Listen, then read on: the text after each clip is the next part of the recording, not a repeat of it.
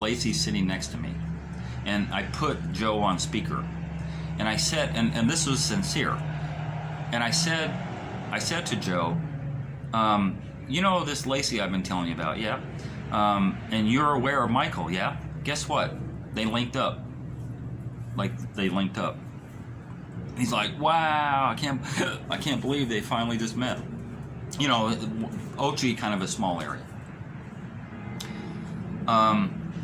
So I said to Joe, I want to be protective of Lacey. I don't want any bad stuff to happen to her.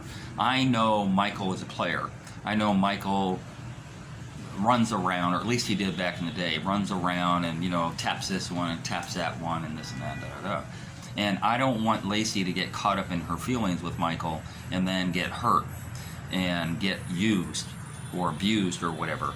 And so I just feel like I want to give Lacey a heads up about Michael. And I know this is going back, 18, 19 years ago. How do you feel about Michael? What do you think his demeanor is now that he's older and, gone through some stuff in life? Is he still the same way? And Joe said to me, Michael is, yeah, he's a nice guy and all that stuff, and he will treat the woman he's with like a queen. He will, bow down to her. He will tell her all the things she wants to hear. He will spend money on her. She will be the queen until she's not. Because one little thing goes wrong, one little thing he doesn't like that happens, or something happens, or whatever, he's gonna dump her just like that. And Lacey is listening to this on speaker. So me and Joe are talking for 20, 25 minutes about Michael and, trying to save Lacey from herself. And I said, do you think that I should warn Lacey, or do you think that I should just let her play it by ear? And he said, let her play it by ear. Like, I shouldn't warn her?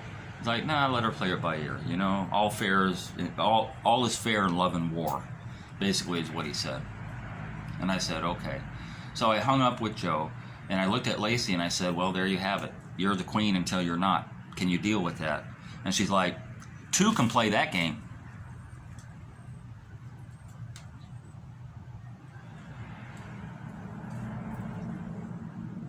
Okay. I didn't know this was a game, but okay. So that was interesting. Now we're into December, and I am trying to still get time out of her, but I can't seem to get the time because even though she's on this break that she's on with school, she still has things going on. And some of those things going on are spending time with Michael. And so I'm not really jealous of Michael per se or Dane. I'm jealous of the respect that she showed to them. So at one point she asked me because I wasn't really seeing anybody at the time.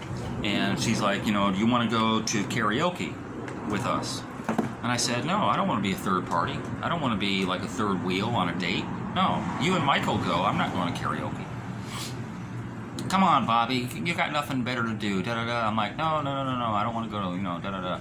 And so on the day of question, I think it was on a Tuesday, I was at the beach. And I was basically dressed the same way I am now, right? I have a tank top on and shorts. I may have had pants on, I don't remember. It doesn't really matter. But I'm at the beach that day in question, the day that they're supposed to go to karaoke. And she's still trying to push me to go. Why, I don't know. Why, I don't have no fucking idea, but I didn't want to go. And I didn't even have a date. Like, if I had a date, that'd be a different story. So, anyway, she asked me to meet her in Ochi at the time. And I was actually trying to hit on this particular girl at this place of her employment. And she said she was getting off at 7 p.m. or something like that, and I'll come for you at 7 p.m. I'll give you a ride home. And she said, okay, cool. So Lacey was on her way down from Gale to come meet Michael. And of course, Michael's running late or whatever. So I go pick up the girl that I'm talking about at her work, and Lacey hits me up. She's like, "Where are you at?" And I'm like, "You know, I'm here. You told me to wait on you, but I don't know why you want me to wait on you, because you're waiting on Michael." And so I just pulled up to Burger King, and I said, "I'm at Burger King Plaza." And she came over to Burger King with my car date.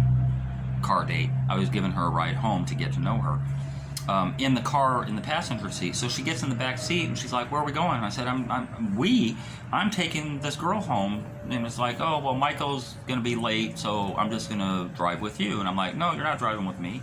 "Oh, no, I'll just sit in the back. I'll put my headphones in, you know." I'm like, "No, Lacey, no, get out of the car." So I take the girl home, and we're having conversation along the way. Everything's going fine. I drop her off and all that stuff. And then Lacey's hitting me up, "Michael got here, where are you at, blah, blah, blah." And I said, I don't know what you're talking about, like, whatever. So anyway, I get back into Ochi. She jumps in my car, and I said, "Where is he at?" "Well, I don't know quite where he's at. He said he's coming," and, da-da-da. Anyway, so the black car pulls up, and there's Michael and all that stuff, and Michael kind of, like motions to me to follow him. And so Michael knows a lot of people in town, and we ended up getting some VIP type parking or whatever, which impresses her, of course. And so I told her, "I'll wait for you. I'll wait for you outside." And Michael's like, "Come in, Bob." I'm like, "I'm not coming in. Look how I'm dressed. And I'm not coming in as a third wheel. No, I'm not doing that." So, but I'll wait out here for you, because Lacey said just a couple hours. That's all she's going to be, is a couple hours. A couple hours goes by, and she's not around, and I'm hitting her up. And I'm like, "Come on, let's go. Let's get out of here. You said a couple hours. Let's go." Because I think I'm giving her a ride home.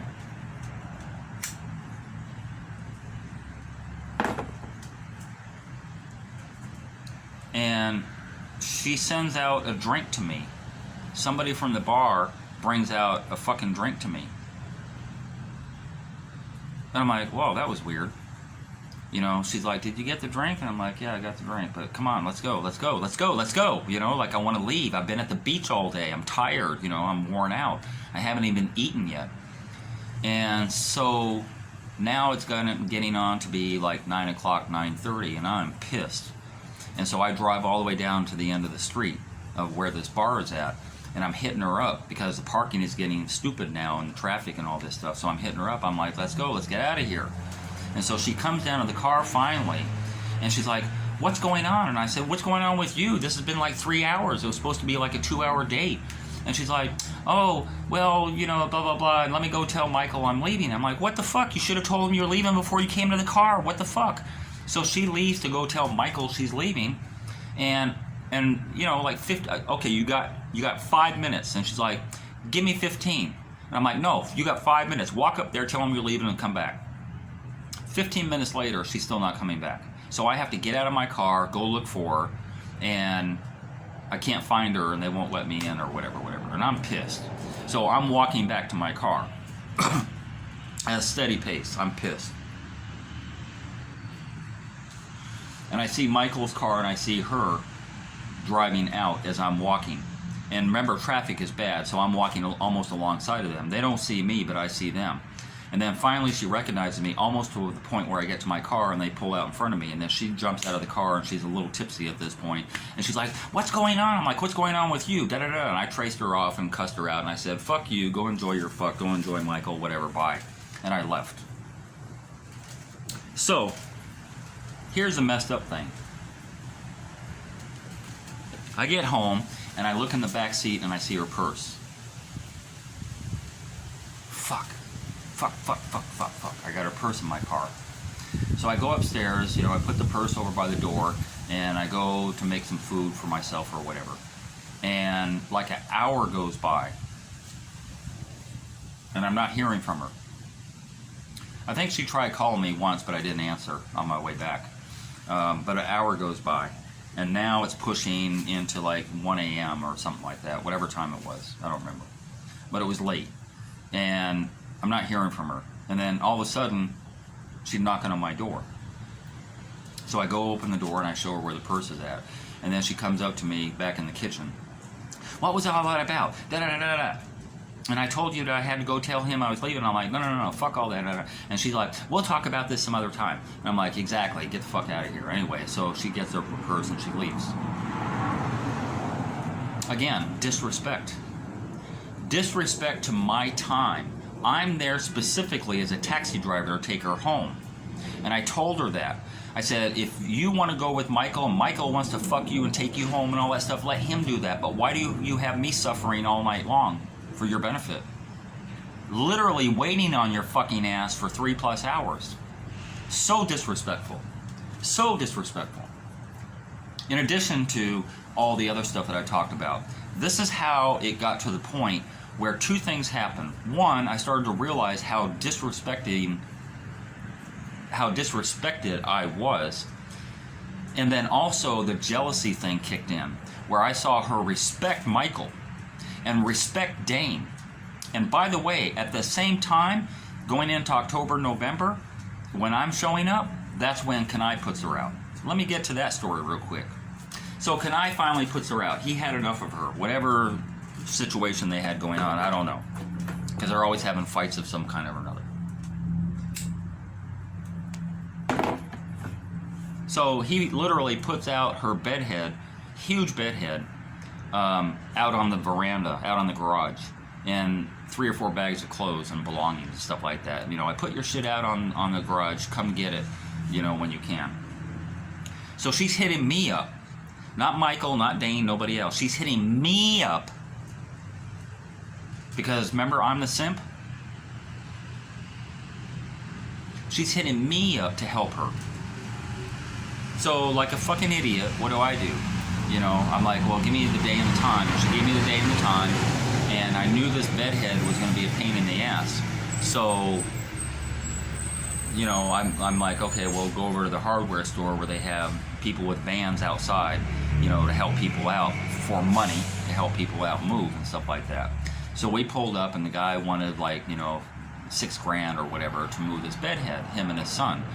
And I'm like, $6,000, wow, you know, hey, Lacey, can you do something about this price or whatever? Because she never offered to spend the money to get the bedhead. Again, it was a given that I was going to spend the money. And if it's my money, then make a deal with this guy. So anyway, she finally got him to 5.5. And that bedhead was huge and heavy. And so we drove up to Kenai's place, loaded up all the bags of her clothes into my car and all that stuff. The guys followed us up there, grabbed the bedhead, followed us back up to my apartment, and then both of them were able to get it upstairs and around a couple corners and all that stuff into the back room.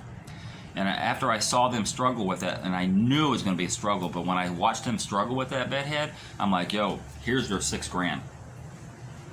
Because it was worth it for me not to have to deal with it. And she never asked me, hey, Bobby, can you pay that $6,000? She never asked me. It was like a given. It's like, of course he's going to do that. Because that's why I have him around. To do stuff for me that other guys won't.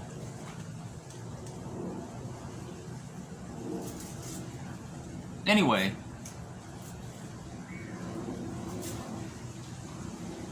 I'm going to get into December, because this is a long-ass video. I'm going to get into the latter part of December into January when things really went fucked up on the next video.